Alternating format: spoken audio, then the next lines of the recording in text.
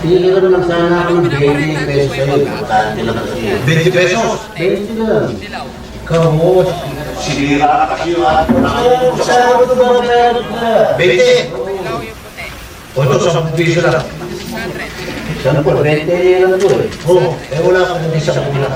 Sige, may utak ka pa ng isa. Pera kang ito eh. Oo. O, humihinga ka lang. 20, wala kang 20. 10 lang ang pera ka. Ayan, 10. Marami ba yung nilagay ko? 20! Marami ito bibigyan mo. 10! O para makibigay dito, parang kulang. O, di 10! O di kulang ka sa po. Sabi lang ba yan? Hindi parang dali. Oo. Eh, ito ka muna.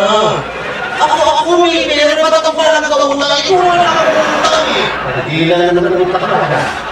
O, ano nilagay ko sa'yo? 20! Paano bibigyan sa akin? Ayan, 10. Ang paano makibigay dito?